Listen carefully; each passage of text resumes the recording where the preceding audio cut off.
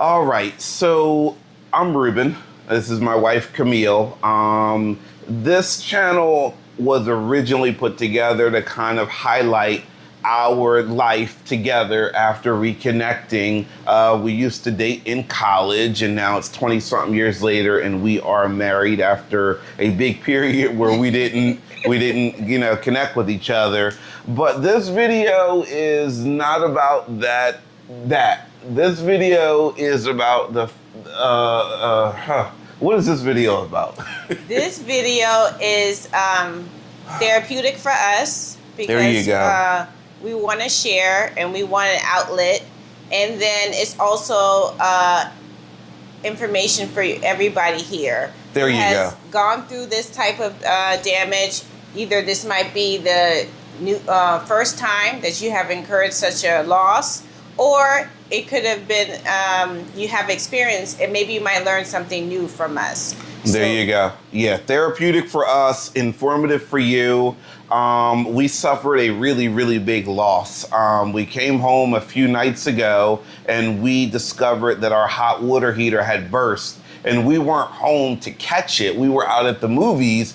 And so it gave the hot water heater a lot of time to do a lot of damage to our home. So we want to kind of walk you through the steps that we've taken over the last few days, things that we've learned, and hopefully it will help you if, God forbid, something like this happens to you or someone that you know in the future. So we came home around 12:31 in the morning after seeing a late movie, and we discovered there was water leaking out of the garage. We popped the door, and we realized we can't tell where all this water is coming from. It wasn't until we opened up the front door and we walked kind of from the entryway into the kitchen/family room area. And you'll see a lot of pictures over the course of this video that we're going to insert. But what you'll see is kind of the current state. We might put in an earlier video, not sure just yet. But what we noticed when we first came in is it looked like a rainstorm inside the house. There was water that was pouring like a tsunami from the actual ceiling. By this point, several parts of the ceiling had already collapsed. It was on the kitchen counter, the kitchen floor, the family room floor, everywhere. It was just debris and water everywhere.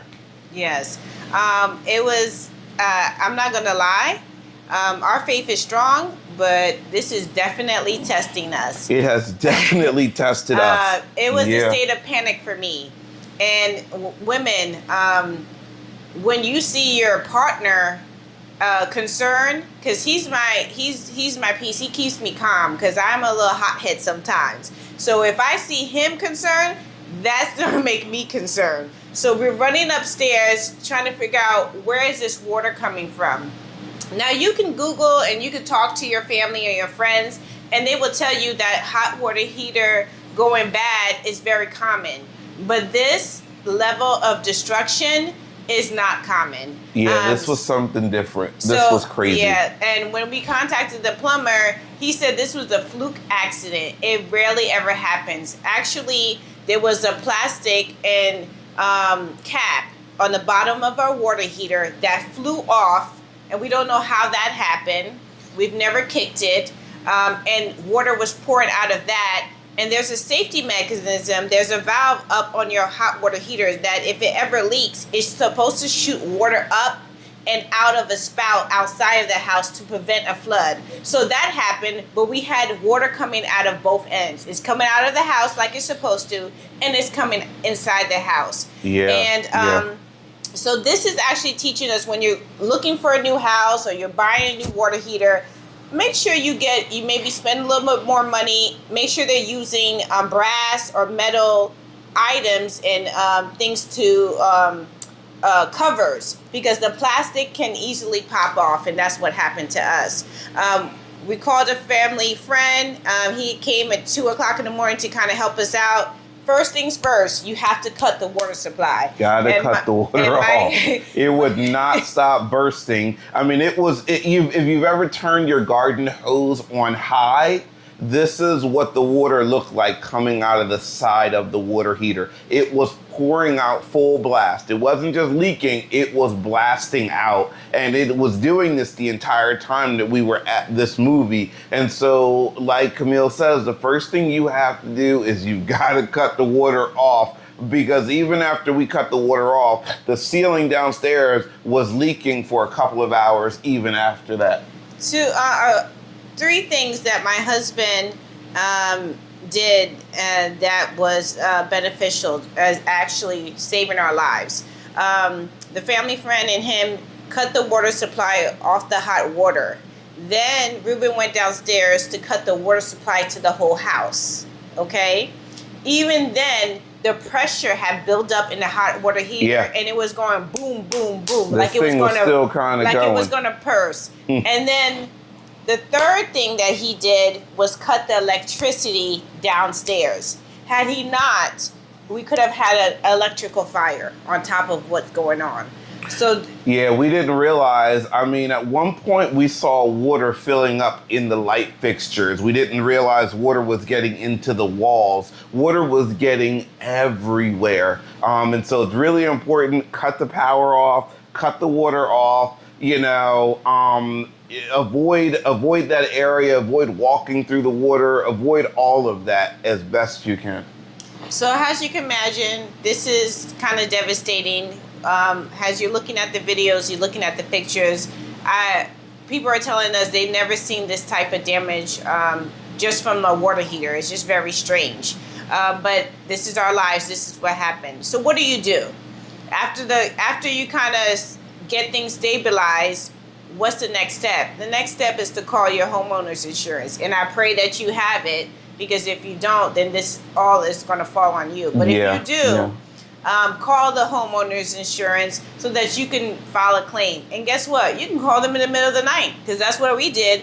2:30 in the morning, I called them. Somebody was on call. They picked up. They took the information. And they said that they will give us a call during business hours, but it started the process. Yeah, you file that claim right away, and they give you a claim number, because from there, everything you do is connected to that claim number. When you call anyone and everyone after that, guess what they're going to ask you for? That claim number. So that claim number is key to not only getting the ball rolling and getting it started, the process, but everything along the way is going to be connected to that claim number.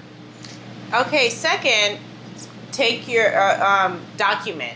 So that means you could make a list if that's what you like. If you're a visual person, you do have to do this part. You have to take pictures, take videos of every single thing. Nothing is too small to take a picture or video, because later on, that can be a difference of deciding if this needs to be repaired or not. So take a picture of every little crack. Everything. And take that picture, that video. The moment you notice something, before you forget, take out your cell phone. Most of us, we always have them on us anyway. Take it out, take a quick video of everything you're looking at, snap that picture, because you'd rather, need it later and have it than, need it and not have it. Another thing that I realized, 6 hours later, I'm speaking to a relative, and she says, look at your walls. And I look, and there's streaks of moisture on the walls. So what could happen is, like, hours later, a day later, you could still find more damage. Go ahead, take another picture, take another video, because that is your proof that there's something going on in the wall that needs to be tested. Yeah, for sure. So Restoration Company is who we reached out to right after making the claim. We reached out to a couple of different companies. Ultimately, we decided to go with ServPro. ServPro, they started working at 4 or 5 in the morning. We called them, they mobilized, they sent someone out who quickly assessed the situation, and then they got to work. Yeah, so they started cleaning the debris on the floor. They brought equipment to fans to start drying the walls, the floors. They also bought huge humidifier tanks. Yeah, these so dehumidifiers, they just, of course, suck all the moisture out the air. We've got them all around. You'll see in the pictures in this video. And these fans are big and they are loud and they run constantly, but they are completely necessary because short of knocking down your house and rebuilding it, they've got to save as much as possible. And these fans are critical for circulating air and drying things out. Another thing that I like that they did, they had an electrician come.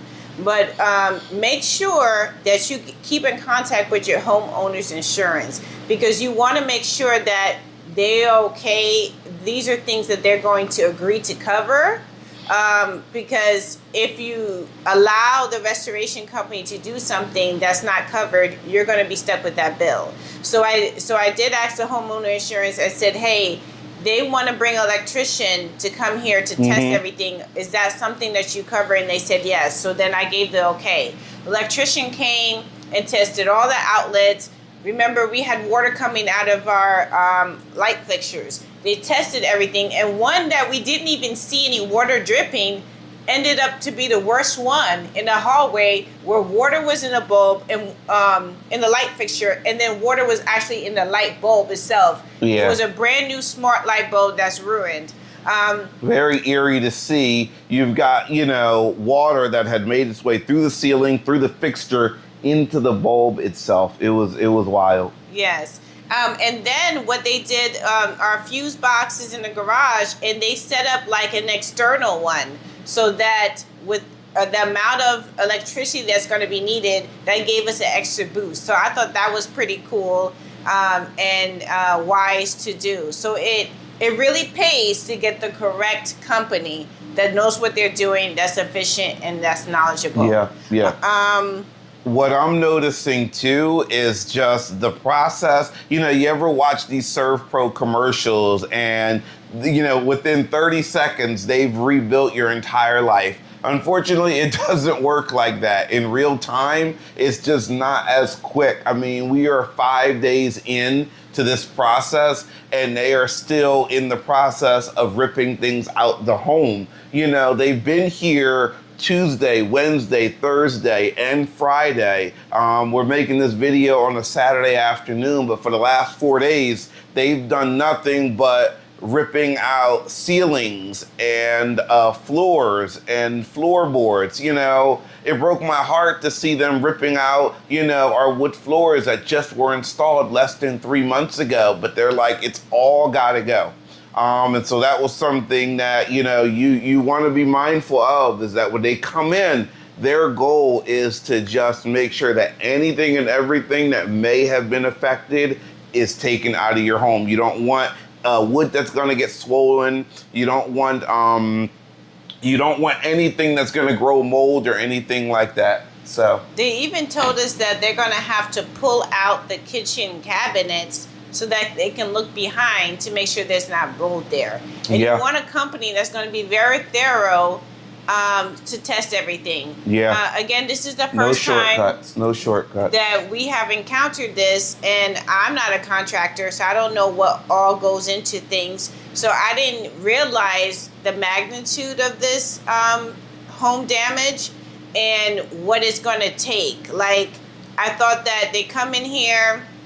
I didn't even know what the restoration company really does. I thought maybe this is a one-stop shop, but it's not. They're just the first part of this process. Yeah. They're going to pull everything out, test everything out, and then that's it. And then you got to go and get someone to rebuild everything. Yeah. So... and you'll see in the pictures in this video, we took these recently, and this is just kind of the state of where everything is. You're going to see the cement floors, where the wood flooring used to be. You're going to see the wood paneling where the upstairs floor used to be. They've had to rip out everything from the floor in the bathroom to the floor in the bedroom, the hallways, downstairs, you name it. So, and it's just the first part. Another thing that might occur, if you have continuous flooring like we do, just because one section they had to rip up, they might have to redo the whole floor.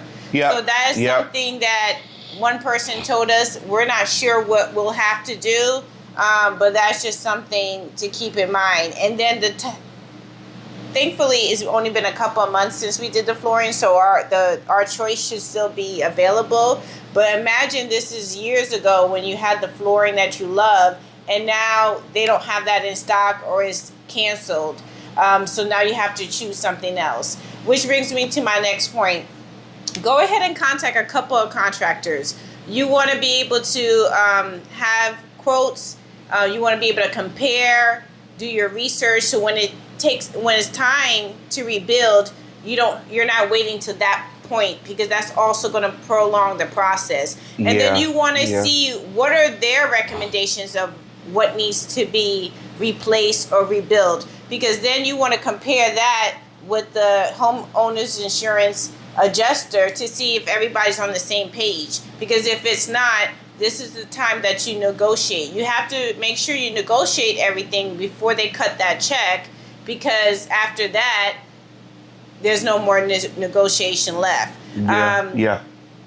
Which brings the last part is, if you have a large claim, because for something that's only one area, you don't really need this, but something like this that's hit multiple rooms, you want to get a public adjuster. A public adjuster is going to be your advocate and fight with the homeowner's insurance adjuster so that they can make sure you have the maximum amount of money on the claim. Because you want to make sure you have enough money to rebuild your home and be safe. You don't want to have to cut corners. You don't want to have to say, you know what, I can't afford this, but this is something that could make our life better. So you want to make sure you have enough funds. But keep in mind, they do have a percentage that they're going to take out of the claim. But studies show that they can get about 20%. Yeah, we did some research, and here in Georgia, public adjuster can take anywhere from 5 up to 20% of whatever they get back. But we did some research, and we found out that it pays to get a public adjuster. The guy that we spoke with over the phone, really friendly guy. He was the adjuster for the insurance company, and although he seemed very knowledgeable and pleasant and reassuring, we just decided, you know what, we want to make sure that we have someone that's knowledgeable, that's in our corner. At the end of the day, the public adjuster is working for us and is working for our benefit, whereas the other adjuster, that's the insurance company's adjuster, right? That's the person that's working for the insurance company. So we wanted to make sure that we found someone that was our advocate, that was working for us, that was fighting for us. We reached out to a great company, and we found them, and we feel like that's the way to go. There is a fee involved. They're going to take a portion of what they get back. But of course, naturally, it's in their best interest to get as much back for you as they possibly can. Yes. And listen, do whatever you need to help you through this process. People are going to come. They're going to offer their advice. They're going to offer ways to look at it. But it's a process. It's a process, and nobody can tell you how to feel. They can offer you advice, but it's okay to feel how you feel. And what you feel today might change the next day. One thing that we kind of go back and forth. What if we were here? We could have stopped it. That's one line of thinking. But I think differently. I think that this could have happened so quickly while we were here, and the ceiling could have caved in, and we were sitting enjoying our meal or having some hot cocoa on the kitchen table, and this fell on our heads. At the end of the day, we can't change what happened. One thing I'm happy, I have my husband, because this would have been something different. There you go. If I lost my husband during this process.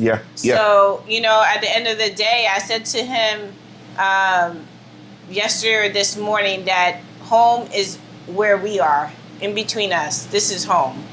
Another thing that I wasn't prepared for, with this extensive loss, you cannot stay in the home while they are doing the demo and then they rebuilt. Yeah. So you, I thought that we'd be able to stay here. I thought, we'd be confined to a certain part of the home. But they explained to us that, after a few days, they're going to come in, they're going to collect all of our belongings, they're going to store them somewhere off-site, they're going to empty out the entire home while a lot of different people come through and help put things back together. So now we're in the process of working with the insurance company to figure out, well, where are we going to stay? Is it going to be a hotel for a couple of months? Is it going to be an Airbnb for 2 to 3 months? We're trying to figure all that out with the insurance company as well, and that's just part of the process.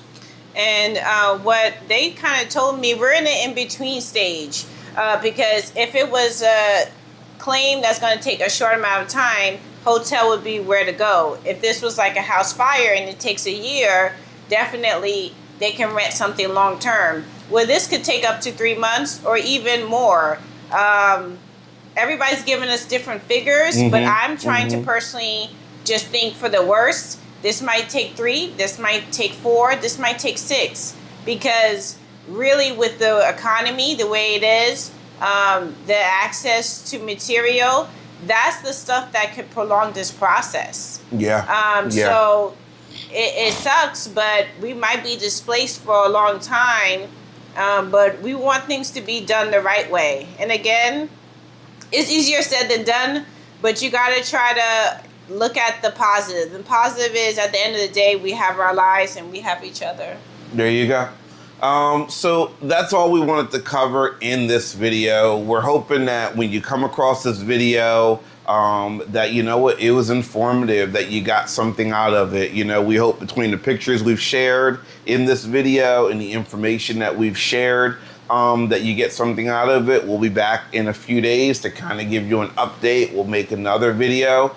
We are creating shorter videos on our Facebook and our Instagram and our TikTok channels. So you can go to A Lifetime Later if you want to check those out, as well as some other videos. Again, the goal is just to use this as an opportunity to share information, to give you our experience, and in the future, while this video is out here, that people will come across it and say, okay, I kind of know what to expect, and this is what they went through, and that's it. So yeah, so I will place a checklist, and you can screenshot that and save that if you ever encounter this. One last piece of advice: has the house value has changed, you need to reassess your homeowner's insurance. That's because good. You might have purchased this house back in 2000 and the value has changed on your house. Yes. But if you still have the same policy and this happens,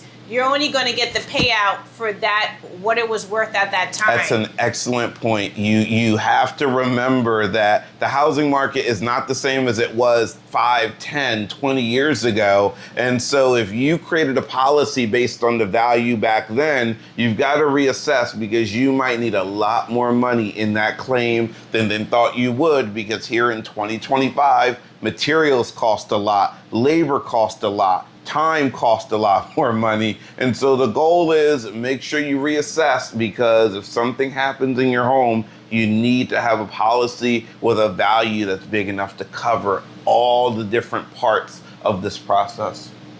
Okay. All right. Take care. See you soon, and God bless. Bye-bye.